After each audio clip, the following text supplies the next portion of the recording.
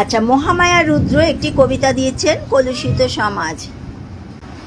গণতান্ত্রিক দইয়ে স্বার্থের চিরে ভেজায় অনায়াসে, লুটের ফসল ঘরে তুলে তৃপ্তির ঢেকুর তোলে। সমাজের সাধারণ মানুষেরা করজোড়ে ভিক্ষার প্রার্থী ওই দুষ্কৃতীদের কাছে। বুদ্ধিজীবীরা আজ বন্ধ মুখ, কোনো কলম আর সহজে গর্জে ওঠে না।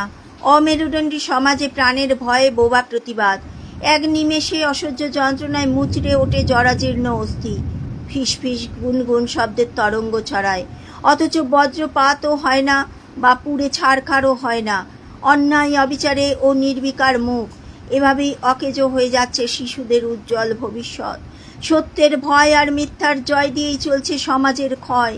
কিছু অসৎ মানুষের বারবারন্ত অকাল সমাবেশ, নির্বোধ ভক্তদের দান দাক্ষিণে কোনো ত্রুটি নেই। অবরুদ্ধ যন্ত্রণায় বুকে আসে প্রতিবাদ, তবু মুখে নেই কোনো অপ্রতিবাদের ভাষা। বৈশাখের দাবদাহে মিছিলেই লাইন, পেটের খিদে তৃষ্ণায় বুক ফাটে, তবু প্রতিবাদ নেই। জেলের আসামির মতো মাথা নত, আমরা পিছু হাঁটতে হাঁটতে দেয়ালে ঠেকেছে পিঠ। এবার এগিয়ে যাওয়ার সময় এসেছে। জনগণ, আর ঘুমিও না, ওঠো, জাগো, প্রতিবাদ করো। আজ যেটা আমার সাথে ঘটছে, কাল সেটা তোমার সাথেও ঘটতে পারে।